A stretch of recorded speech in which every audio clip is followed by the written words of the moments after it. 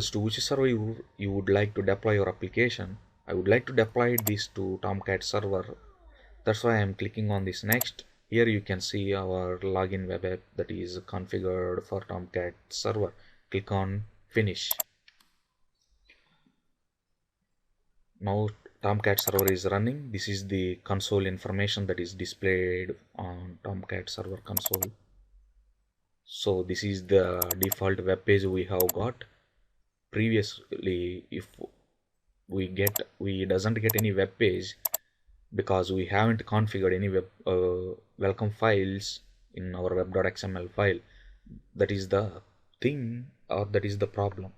Now after entering data into these two fields, we simply click on this login button and we will get a class not found exception. Now let us see that, and how can we resolve that error we will see in coming steps. Username is 1 and password is also I am typing as 1.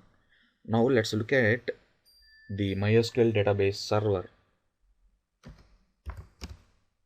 MySQL command line client, because I think I have already created user underscore details table in test database. That's why it is stating such kind of I typed the password as root and I am making use of test database with the help of this use test, and show tables is the command to display all tables in a user. So there is a table with the name user underscore details. Now let's view the content of this table.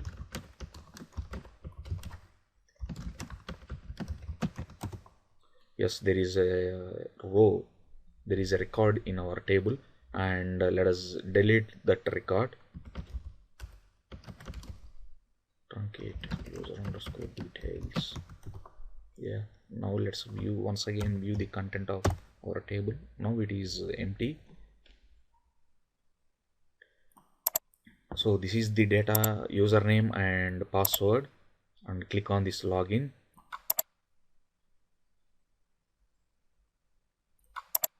Now let me check what was happening internally. No rows were inserted. Now let's look at our Tomcat server's console.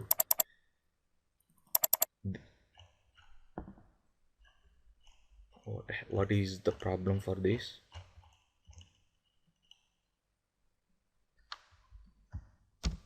Yeah, now we got a solution for this problem. Now let us enter data once again. 1 and 1 is the username and password, and let me click on this login button. So nothing is happening at the back as well. The reason for this is, if you look at the HTML content, there is nothing value we have given. There is no value for this action attribute. So what will happen internally when we click on this login button?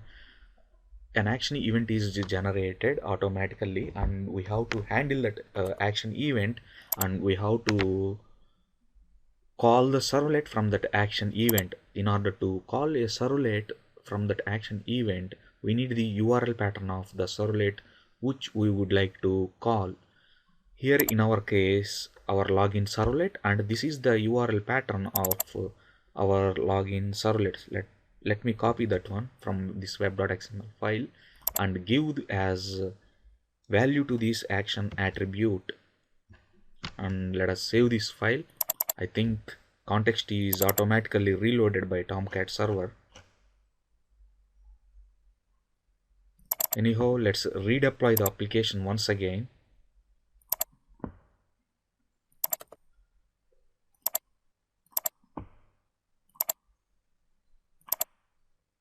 Yes, let us restart the server.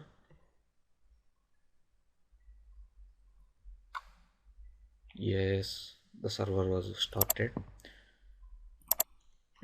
Now 1 and again 1, and click on this login button.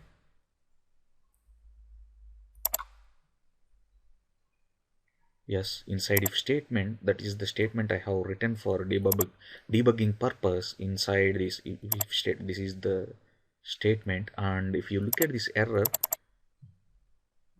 it will simply saying class not found exception. Yes, this is the java.lang.class not found exception stating com.mysql.jdbc.driver at Catalina loader, and don't forget about the rest of the error message, because com.mysql jdbc.driver, it is a driver class. Even we added that driver class to our project's build path.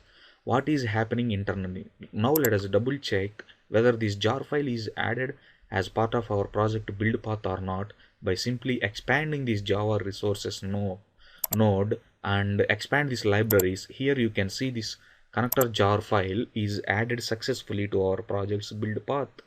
But why again we are getting this class not found exception? Now let's go to the Tomcat uh, web server web apps directory, and let's look inside our web application, that is login web application. Now let me go to the Tomcat home directory. Here this is Apache 7 Tomcat 7, and WTP web apps is the directory name created by Eclipse IDE when I integrate it with Eclipse, and this is our web application. And let's see the or let us observe the contents of this web application carefully. Here you can see webinf folder, and you can go get into that. Here you can find two directories with the name classes and a lib. Inside these classes, let's view the content of this classes directory, servlet and form class file version. Class file we have seen inside these classes, and lib directory. Here we haven't find any jar file that is deployed along with this login web application while we are trying to deploy our application from Eclipse IDE.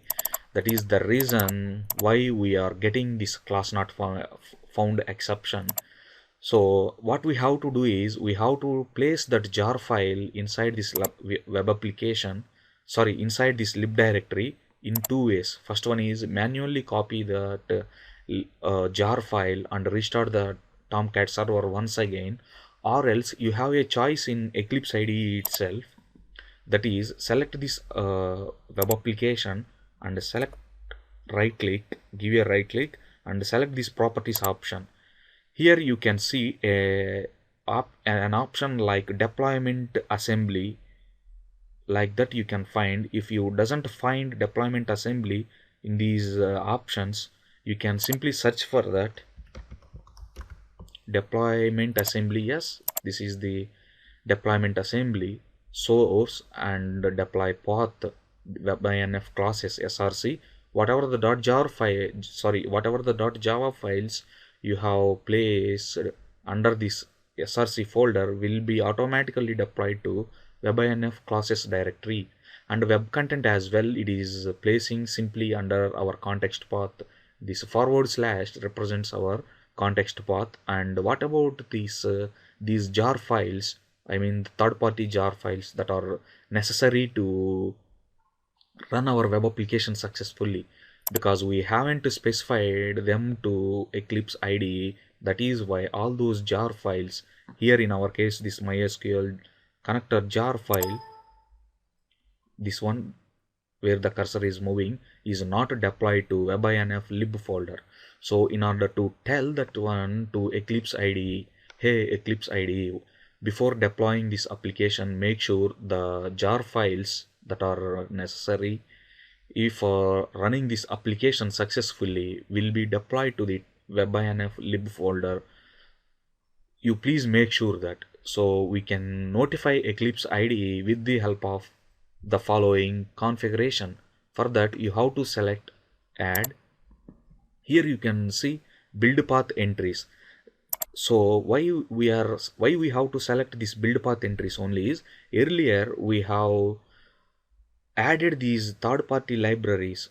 Here in our case MySQL connector Java file where cursor is moving, with the help of build path only, that is by selecting our project and giving right click and selecting build path followed by configure build path. So all these whatever the libraries you have added to your project with the help of such option, with the help of build path, comes into this Java build path entries, and simply click on this next. So here it is saying our mysql connector.jar file in our case, and simply click on finish. Here you can see our jar file is automatically deployed to webinf lib folder. When we deploy this login web application where cursor is moving automatically to our Tomcat server. Now let us view the content of our lib directory once again. Nothing here, you doesn't find any jar file. Now let's come to this Eclipse IDE and click on this apply button and move to this lib directory. Yes, now it is coming automatically here when we click on this apply button in our Eclipse IDE and click on OK. Now once again let us run our application. That is, you just refresh this login, yes, page. You just refresh this 1 and click on login. Yes, you can see 1 followed by row inserted. So it is saying 1 row is inserted into user underscore details table successfully. Now let us double check whether the row is inserted or not in our database server with the help of that command line client for MySQL. Now let's run this select statement once again. Here you can see one record is inside our user underscore details table. So this is how we deal with the forms in our application development. Thank you for watching.